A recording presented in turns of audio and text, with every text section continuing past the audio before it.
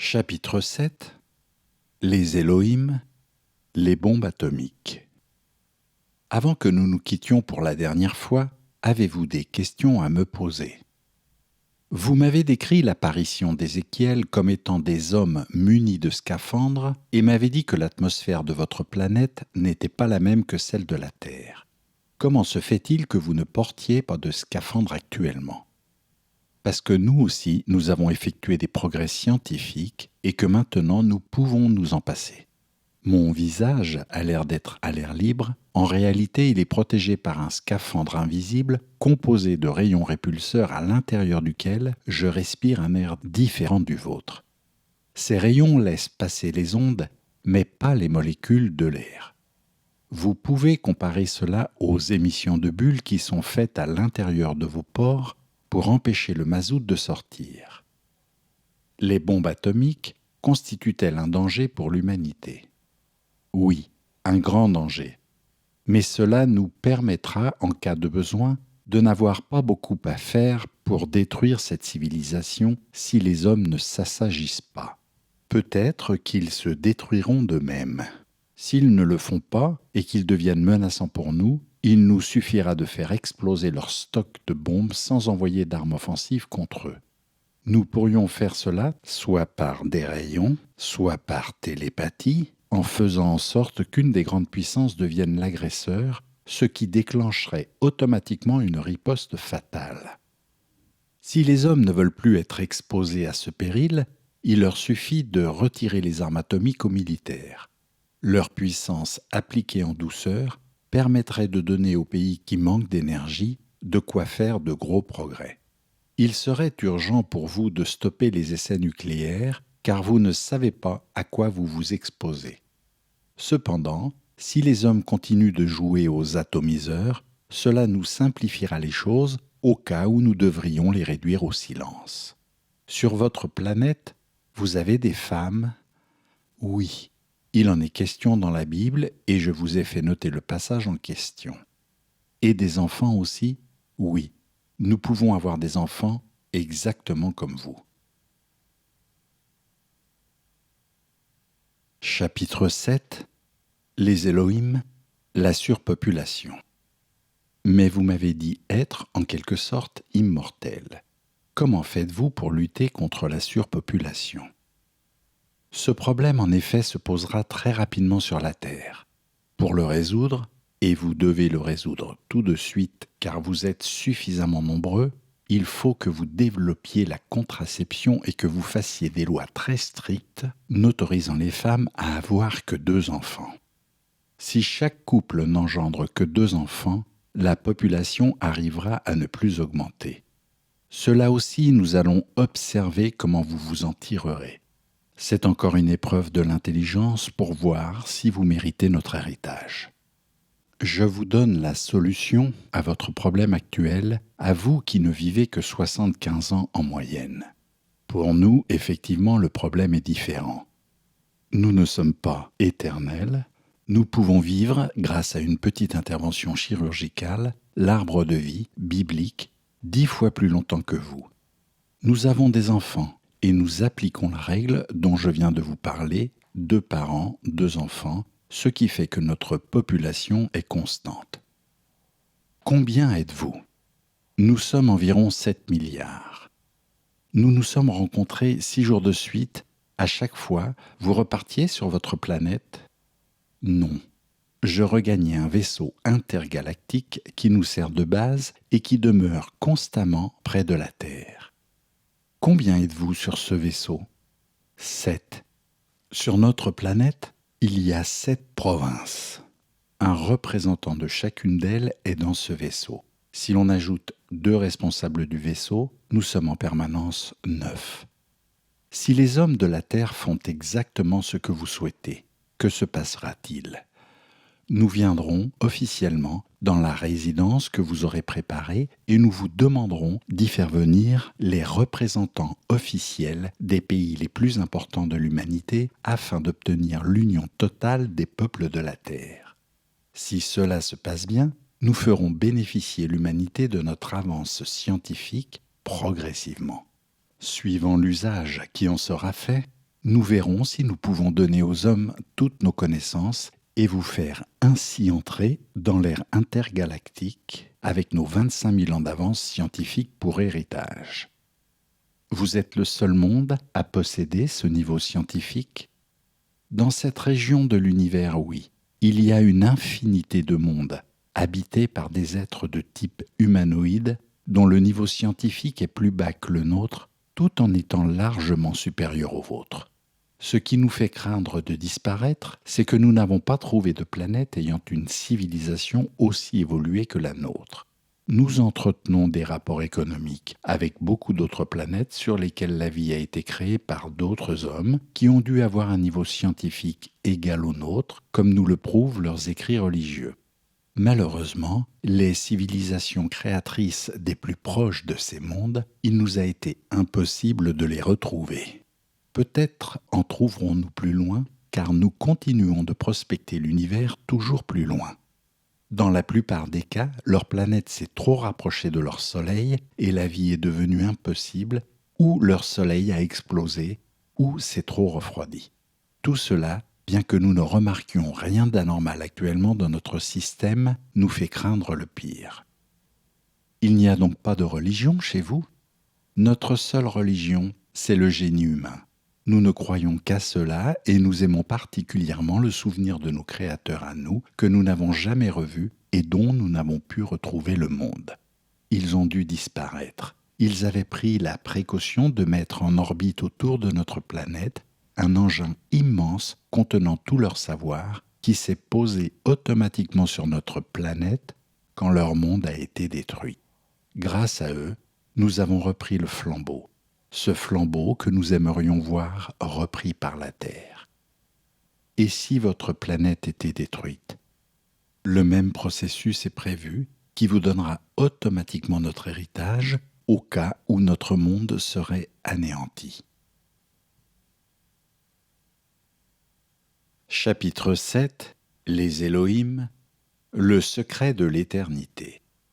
Vous vivez 10 fois plus longtemps que nous. Notre corps vit 10 fois plus longtemps en moyenne que le vôtre, comme les premiers hommes de la Bible, entre 750 et 1200 ans. Mais notre esprit, donc notre véritable personnage, peut être vraiment immortel. Je vous ai expliqué qu'à partir de n'importe quelle cellule d'un corps, on peut recréer l'être tout entier avec de la matière vivante neuve. Quand nous sommes en pleine possession de nos moyens, et que notre cerveau est au maximum de son rendement et de ses connaissances, nous nous faisons enlever chirurgicalement une partie minuscule de notre corps qui est conservée.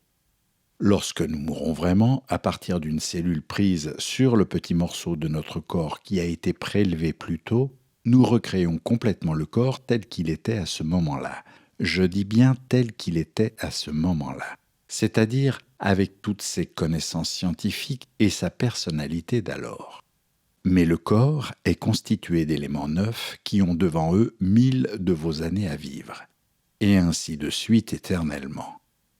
Seulement, afin de limiter l'accroissement de la population, seuls les génies ont droit à cette éternité. Tous les hommes de notre planète se font faire le prélèvement des cellules à un certain âge et espèrent qu'ils seront choisis pour renaître après leur mort. Ils l'espèrent et tous vivent en essayant de mériter cette résurrection. Une fois qu'ils sont morts, un grand conseil des éternels se réunit pour juger, en un jugement dernier, quels sont ceux qui, morts durant l'année, méritent de vivre une autre vie. Durant 3 existences, l'Éternel est stagiaire, et au bout de ces 3 vies, le Conseil des Éternels se réunit pour juger, à la lumière des travaux de l'intéressé, s'il mérite d'entrer au Conseil des Éternels en tant que membre perpétuel. À partir du moment où l'on souhaite une nouvelle vie, on n'a plus le droit d'avoir d'enfants, ce qui n'empêche pas l'amour, évidemment. Ceci nous permet de comprendre pourquoi les savants, qui étaient du Conseil des Éternels, voulaient créer la vie sur d'autres planètes. Ils reportaient leur instinct procréateur sur d'autres mondes. Comment vous appelez-vous? Si vous voulez nous donner un nom, bien que nous nous appelions des hommes dans notre langue, vous pouvez nous appeler des Elohim, puisque nous sommes venus du ciel. Quelle langue parlez-vous sur votre planète ? Notre langue officielle se rapproche beaucoup de l'hébreu ancien. Chaque jour, nous avons parlé ici. Ne craignez-vous pas que d'autres hommes nous surprennent ? Un système automatique m'aurait averti immédiatement de l'approche d'autres hommes dans un rayon dangereux, par air ou par terre. Quel est votre mode de vie et de travail chez vous ? Nous ne travaillons pratiquement qu'intellectuellement, notre niveau scientifique nous permettant de disposer de robots pour tout. Nous ne travaillons que quand nous en avons envie et seulement avec notre cerveau. Seuls les artistes ou les sportifs travaillent avec leur corps, mais parce qu'ils l'ont choisi. L'énergie atomique, très évoluée, est quasiment inépuisable, surtout que nous avons trouvé un moyen pour utiliser l'atome en circuit fermé et l'énergie solaire. Nous avons quantité d'autres sources d'énergie. Nous n'utilisons pas forcément de l'uranium pour nos réacteurs atomiques, mais beaucoup d'autres matières simples et sans danger. Mais si vous vivez si longtemps et ne travaillez pas, ne vous ennuyez-vous pas ? Non, jamais, car nous faisons tous des choses que nous aimons et surtout l'amour. Nous trouvons nos femmes très belles et nous en profitons. Le mariage existe-t-il ? Non, les femmes sont libres et les hommes aussi. Les couples existent, ceux qui ont choisi de vivre en couple peuvent le faire, mais ils sont libres de reprendre leur liberté quand ils le veulent. Nous nous aimons tous les uns les autres. La jalousie n'existe pas, puisque tout le monde peut tout avoir et que la propriété n'existe pas. Il n'y a pas de criminalité chez nous, donc pas de prison ni de police. Il y a par contre beaucoup de médecins et des visites médicales de l'esprit régulières. Ceux chez qui on décèle le moindre déséquilibre moral, pouvant entraîner des actes contraires à la liberté de chacun ou à la vie des autres, sont tout de suite soumis à un traitement qui les ramène dans le droit chemin. Pouvez-vous me décrire la journée d'un homme moyen chez vous ? Le matin, il se lève, se baigne car il y a des piscines partout chez nous, déjeune, puis fait ce qu'il a envie de faire. Tous les gens travaillent, mais parce qu'ils en ont envie, étant donné qu'il n'y a pas d'argent chez nous. Ainsi, ceux qui travaillent font des choses toujours très bien faites, puisque étant faites par vocation. Seuls les éternels ont des missions bien précises, comme par exemple la surveillance des cerveaux électroniques et des ordinateurs s'occupant des problèmes vitaux comme l'énergie, la nourriture, l'organisation, etc. Sur 7 milliards d'habitants, il n'y a que 700 éternels qui vivent complètement en marge des autres hommes. Ils ont le privilège d'être éternels, mais le devoir de s'occuper de tout pour les autres qui ne sont pas obligés de travailler. À ces 700 éternels, il faut ajouter 210 stagiaires, environ 70 par an, soit 10 par province. Sur les 7 milliards d'habitants, il n'y a que 40 millions d'enfants environ. Ce n'est qu'une fois majeurs, entre 18 et 21 ans, suivant les sujets, que les enfants subissent l'opération qui leur donne une longévité de plus de 750 ans. À ce moment-là, ils peuvent à leur tour avoir des enfants. Ce qui fait que les plus âgés de nos habitants normaux connaissent leurs descendants jusqu'à la 50e génération. Sur 7 milliards d'habitants, il n'y a environ qu'1 million d'inactifs, presque tous en traitement, car ce sont généralement des désaccès moraux qui sont soignés par nos médecins durant environ 6 mois. La majorité des hommes s'intéressent aux arts, peignent, sculptent, jouent de la musique, écrivent, font des films, des sports, etc. Nous avons une civilisation des loisirs dans le plein sens du terme. Les villes sont en moyenne de 500 000 habitants et ne couvrent qu'un très faible espace. Une ville est en réalité une immense maison située sur une hauteur à l'intérieur de laquelle les gens peuvent dormir, s'aimer, faire ce qui leur plaît. Ces villes-maisons font à peu près 1 km de côté et de haut et sont sillonnées en tous sens d'ondes de déplacement collectives. Vous attachez une ceinture et vous vous placez dans le courant d'ondes qui vous porte jusqu'où vous le désirez très rapidement. Les villes sont des espèces de cubes afin de ne pas manger la campagne, comme c'est le cas chez vous. Une de vos villes de 500 000 habitants couvre 20 fois plus de surface qu'une des nôtres. Résultat, quand vous voulez aller à la campagne, vous mettez plusieurs heures, nous y sommes en quelques dizaines de secondes.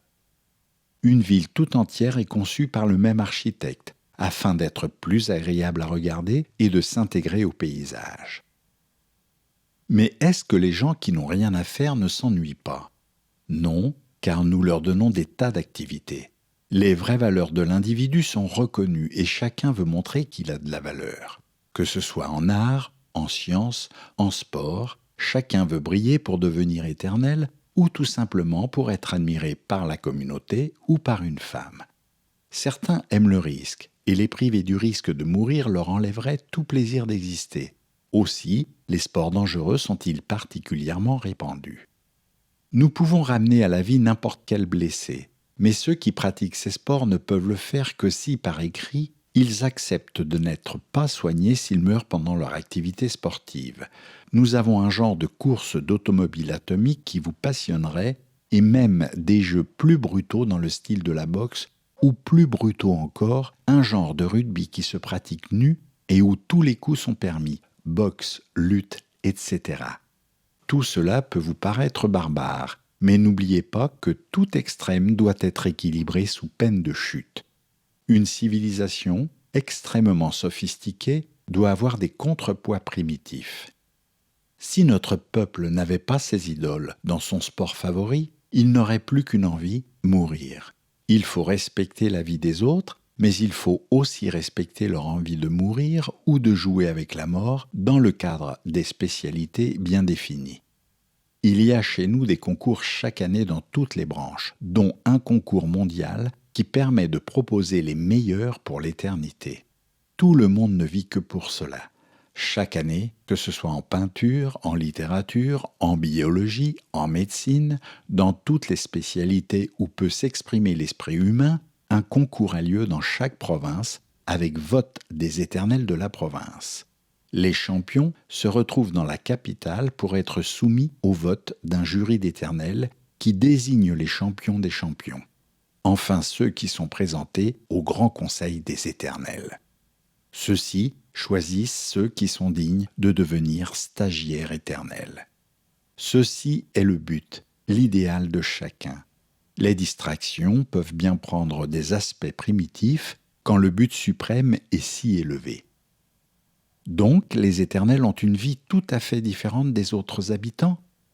Bien sûr, ils vivent à part, dans des villes qui leur sont réservées et siègent régulièrement pour prendre des décisions. Les plus vieux ont quel âge ? Le plus âgé, le président du Conseil des Éternels, a 25 000 ans, et vous l'avez devant vous. J'ai habité 25 ors jusqu'à ce jour, et je suis le premier sur qui cette expérience ait été réalisée. C'est pourquoi je suis le président des Éternels. J'ai moi-même dirigé la création de la vie sur la terre. Vous devez avoir un savoir incommensurable. Oui, j'ai accumulé pas mal de connaissances, et je ne pourrais pas en emmagasiner beaucoup plus.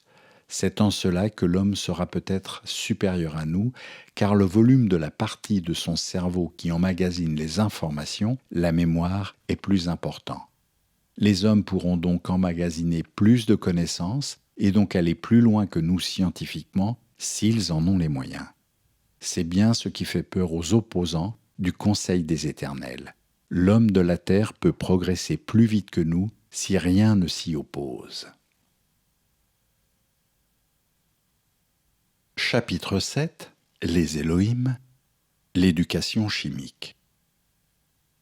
Mais les connaissances que doivent accumuler les étudiants doivent être énormes et prendre beaucoup de temps. Non, car grâce à une découverte scientifique importante que vos savants commencent à entrevoir, on peut apprendre à un sujet ces leçons chirurgicalement. Vos savants viennent de découvrir que l'on peut, en injectant dans le cerveau d'un rat le liquide de la mémoire d'un rat éduqué, faire en sorte que le rat qui n'a rien appris sache ce que l'autre savait. On peut communiquer les informations par injection de matière cervicale mémorielle, ainsi nos enfants n'ont presque pas de travail. Régulièrement, ils subissent des injections de matière cervicale prélevées sur des sujets possédant les informations nécessaires à l'instruction. Les enfants n'ont ainsi à se préoccuper que des choses intéressantes, programmer par eux-mêmes, reconstruire le monde en théorie, s'épanouir dans le sport et les arts. Vous n'avez jamais de guerre entre les provinces de votre monde ? Jamais. Les compétitions sportives sont suffisamment développées pour supprimer l'instinct guerrier. D'autre part, psychologiquement, le fait pour les jeunes sujets de pouvoir risquer leur vie dans des jeux où il y a systématiquement, à chaque manifestation, plusieurs morts, supprime l'instinct guerrier en permettant à ceux qui le subissent trop intensément de l'assouvir au péril de leur propre vie sans entraîner ceux qui ne le veulent pas sur des voies dangereuses. Si sur la Terre il y avait des sports ou des jeux encore plus dangereux mais organisés, cela contribuerait à diminuer les possibilités de création de conflits internationaux. Les 7 peuples de votre monde sont-ils semblables ? Non. Il y a, comme chez vous, différentes races et différentes cultures. Ces provinces ont été créées en fonction de ces races, de ces cultures, en respectant la liberté et l'indépendance de chacune. Serait-il possible à un homme de visiter votre planète ? Oui. Il vous suffirait de revêtir un scaphandre approprié à votre respiration pour que vous puissiez venir. Vous pourriez vivre sans scaphandre dans la résidence où nous avons reproduit l'atmosphère terrestre et où vivent plusieurs hommes de la terre, dont Moïse, Élie, Jésus-Christ et bien d'autres témoignages vivants de notre création que nous pourrons faire revenir sur la terre en temps voulu pour appuyer vos dires. Pourquoi ne pas les faire venir tout de suite ? Parce que dans votre monde incrédule, si Jésus-Christ revenait, il serait mis dans un asile de fous. Imaginez un homme débarquant parmi vous et se disant le Christ. Il n'amènerait que des moqueries et serait très vite interné. Si nous intervenions en réalisant des prodiges scientifiques pour montrer qu'il est vraiment le Christ, cela relancerait la religion basée sur Dieu et revaloriserait le surnaturel ou le mystique, ce que nous ne voulons pas non plus. Alors le petit homme me salua pour la dernière fois, après m'avoir dit qu'il ne reviendrait que quand ce qu'il m'avait demandé serait accompli, et il monta dans son engin qui décolla et disparut comme les autres matins. Chapitre 7 Les Elohim, mouvement raélien. Quelle histoire, quelle révélation! Une fois chez moi, en mettant de l'ordre dans les notes que j'avais prises, en les classant et en les recopiant, je me suis rendu compte de l'immense mission qui m'était confiée et du peu de chance que j'avais de la mener à bien.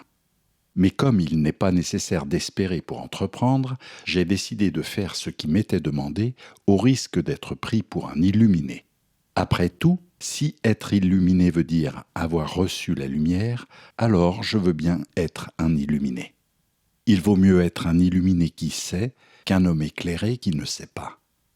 Je tiens à préciser aux sceptiques de tout poil que je ne bois pas d'alcool et que je dors très bien la nuit. Merci. On ne peut pas rêver 6 jours de suite ni inventer tout cela. À vous qui ne me croiriez pas, je dis, regardez le ciel et vous verrez de plus en plus d'apparitions que ni vos savants, ni vos militaires ne pourront expliquer autrement que par des bavardages destinés à sauver la face qu'ils penseraient perdre si la vérité ne venait pas de l'un de ceux qui font partie de leur cercle fermé. Comment un savant ne saurait-il pas ? Comme ceux qui ont condamné Copernic parce qu'il avait osé dire que la Terre n'était pas le centre du monde, ne pouvait admettre qu'un autre qu'eux révèle tout cela. Mais vous tous qui verrez ou avez vu des engins volants, non identifiés, que l'on s'empressera de qualifier de mirage ou de ballon-sonde ou d'hallucination, vous tous qui n'osez pas parler, de peur que l'on se moque de vous, ce n'est qu'en vous groupant et en vous adressant à ceux qui y croient que vous pourrez parler librement. Toutes ces révélations m'ont apporté un bien-être extrême et une profonde paix intérieure dans ce monde où l'on ne sait plus à quoi croire, où l'on ne peut plus croire au bon Dieu à barbe blanche et au diable à sabots, et où les scientifiques officiels ne parviennent pas à donner d'explications suffisamment précises sur nos origines et nos buts. À la lumière de ces révélations, tout s'éclaire et tout paraît simple. Savoir qu'il y a quelque part dans l'univers une planète remplie de gens qui nous ont créés semblables à eux, qui nous aiment tout en craignant que ceux qu'ils ont créés ne les dépassent, n'est-ce pas profondément émouvant ? Surtout si l'on songe que cette humanité dont nous faisons partie comme eux, il nous sera donné bientôt de participer à son évolution en créant à notre tour la vie sur d'autres mondes. Maintenant, vous avez lu ce livre que j'ai écrit en essayant de reproduire le plus fidèlement possible tout ce qui m'a été dit. Peut-être allez-vous penser que j'ai une imagination débordante et que ces écrits vous auront simplement amusé ou distrait. J'en serais profondément déçu. Peut-être la révélation de ces choses vous aura redonné confiance en l'avenir, en vous permettant de comprendre le mystère de la création et les destinées de l'homme, répondant ainsi aux questions que l'on se pose la nuit depuis l'enfance, en se demandant pourquoi on existe et à quoi on sert sur cette terre, alors je serai heureux. Enfin, si vous comprenez que tout ce que j'ai dit n'est que la vérité profonde et souhaitez, comme je le souhaite, voir très vite ces hommes venir officiellement en nous remettant leur héritage, si vous voulez participer à la réalisation de tout ce qui m'a été demandé, j'aurai rempli ma mission. Dans ce cas, écrivez-moi et nous vous accueillerons au sein du mouvement raélien, nous construirons la résidence qu'ils désirent et quand nous serons assez nombreux, de par le monde, à les attendre avec le respect et l'amour que sont en droit d'exiger ceux qui nous ont créés, ils viendront et nous feront bénéficier de leur immense savoir.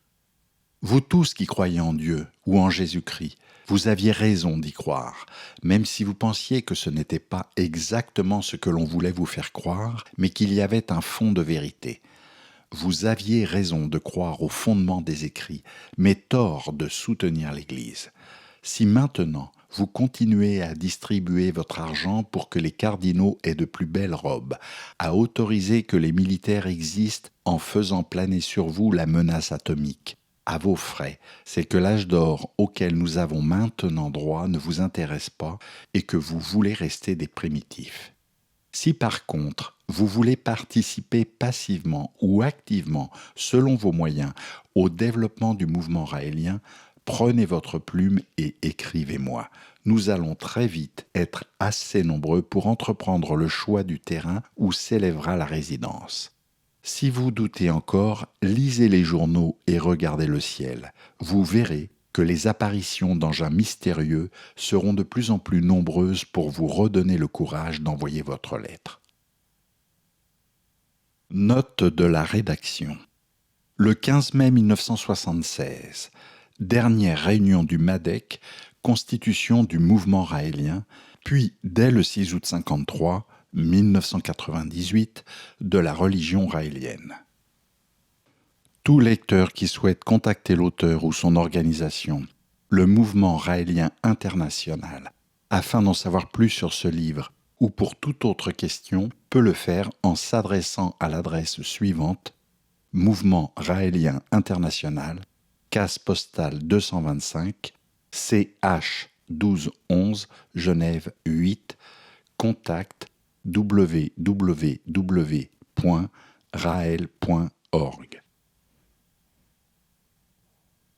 Fin de la lecture, le livre qui dit la vérité, le message donné par les extraterrestres. Écrit par Raël, lecture par Marc Girard. La version imprimée du présent ouvrage a été publiée pour la première fois en 1974. Il représente la première partie d'une collection qui comprend 2 autres livres.